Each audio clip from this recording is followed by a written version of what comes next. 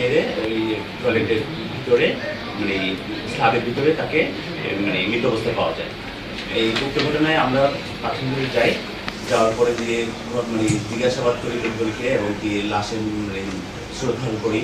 শ্রদ্ধাল করার পরে উক্ত ঘটনায় চট্টগ্রাম থানার মামলা নাম্বার 6 তারিখ 4/2/2025 ধারা 302/234 রুজু হয়। উক্ত ঘটনায় আমরা বিভিন্নভাবে এই তথ্য প্রযুক্তির সাথে এবং কি বিভিন্ন সোশ্যাল মাধ্যমে প্রাথমিকভাবে তদন্ত শুরু করি। প্রাথমিকভাবে আমরা এই যে এই অত মামলার 1 নম্বর সাক্ষী মোহাম্মদ মমিনকে বিভিন্নভাবে জিজ্ঞাসাবাদ করি এবং কি তার দেওয়া তথ্য মতে বিভিন্নভাবে আমরা তদন্ত কার্যক্রম শুরু করি। প্রাথমিকভাবে সে যে তথ্যগুলি দেয় এগুলো অসংলগ্ন তথ্য, তবে প্রত্যেকটা জিনিস আমরা যাচাই বাছাই করি। যাচাই বাছাই করার এক পর্যায়ে এই আমাদের কাছে মনে হয় যে ঘটনাটা আসলে তার ঘর থেকে সংঘটিত হয়েছে। তার ঘরে আমরা যে তখন থেকে জিজ্ঞাসাবাদ করি যে তার স্বামী এবং শুধু এই আব্দুল মমিন এবং তার স্ত্রী শাহিদা বেগম শুধুমাত্র এই ঘরে থাকে, অন্য কেউ থাকে না।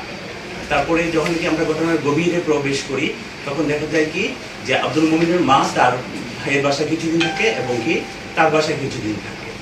তারপরে দিয়ে এই ঘটনায় যখন কি আমরা মানে অনেকভাবে বিশ্লেষণ করতে থাকি, একটা পর্যায়ে আমাদের সন্দেহ হয়েছে এই হত্যাকাণ্ডটি আব্দুল মমিনের মাধ্যমেই সংঘটিত হতে পারে। সেক্ষেত্রে আমরা নতুনভাবে আবার কার্যক্রম শুরু করি এবং কি একটা পর্যায়ে দেখি যে আব্দুল মমিন তার নিজের জমি বিক্রি করেছে এবং কি তার পাসপোর্ট তৈরি করেছে।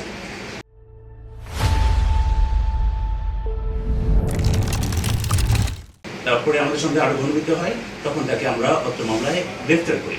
গ্রেফতার করে জিজ্ঞাসাবাদ করি। জিজ্ঞাসাবাদ করার পরে সে কিছু কিছু অংশ স্বীকার করে, তখন আমরা তাকে আদালতে প্রেরণ করি। তারপরে আবার রিমান্ডে এনে এনে আমাদের মানে তদন্তকারী কর্মকর্তা সহ আমরা ঊর্ধ্বতন কর্তৃপক্ষকে বিষয়টি জানাই এবং কি আরও জিজ্ঞাসাবাদের সে এক পর্যায়ে স্বীকার করে যে তার মাকে তার ওয়াইফ এই যে শাহিদা বেগম এই ঠিক মতো দেখাশোনা করতো না এবং বিভিন্নভাবে অপমান করতো। এই অপমানের একটা পর্যায়ে তখন সে রাগান্বিত হয় যে এই যে তার ওয়াইফ তার মাকে ঠিক মতো সেবা যত্ন করে না এবং কি তার কথা ঠিক মতো শুনে না। তারপরে এই ঘটনার রাতে তারা রাত্রিবেলার জন্য কি একত্রিত হয়, তখন গভীর রাতে তার তার শাশুড়িকে অর্থাৎ মমিনের মাকে ঠিক মতো সেবা যত্ন না করার কারণ জিজ্ঞেস করে। সেক্ষেত্রে শাহিদা বেগম উত্তেজিত হয়ে তাকে অনেক উল্টাপাল্টা কথাবার্তা বলে। তারপর আব্দুল মমিন সে রাগান্বিত হয়ে তার মুখে বালিশ চাপা দিতে হয়। কিছুক্ষণ পরে দেখেছে তার দেখুন নিথর হয়ে যায়, তার দেখে কোনো প্রাণ নেই। সে এই বিষয়টি মানে যখন কিন্তু বুঝতে পারছে সে মারা গিয়েছে, তখন এই ধামাচাপা দেওয়ার জন্য এই শাহিদা বেগমকে তার কোলে মানে কাঁধে করে নিয়ে এই টয়লেটের পিছে এই রিংয়ের ভিতর গেঁথে মানে টয়লেটের ভিতর রেখে উপরে স্ল্যাব দিয়ে ঢেকে দেয় যেন বিষয়টি কেউ বুঝতে না পারে। সে আমাদের কাছে মানে এই কথাটি স্বীকার করেছে তার মাকে অপমান এবং তার পারিবারিক অশান্তির কারণে রাগান্বিত হয়ে তার ওয়াইফকে সে হত্যা করে। এই দীর্ঘ তদন্ত করলে আমরা এটা গতকাল অর্থাৎ এই 23/4/2025 তারিখ বিজ্ঞ আদালতে সে স্বীকারোক্তি যখন বন্ধু প্রদান করেছে এবং এই হত্যাকাণ্ডের আমাদের রহস্য উন্মোচিত হয়েছে। দুর্গন্ধ লাস্টে যদি ভিতরে চাপ দিয়ে ঢাকা থাকে, কিছুদিন পরে এটা হয়তো মানে ভেনিশ হয়ে যাবে বা মানে কেউ টের পাবে না যে আর ওয়াইফ কোথায় ছিল। হ্যাঁ, এই কারণে সে ইসলামের ভিতরে ঢুকিয়ে দিয়েছে।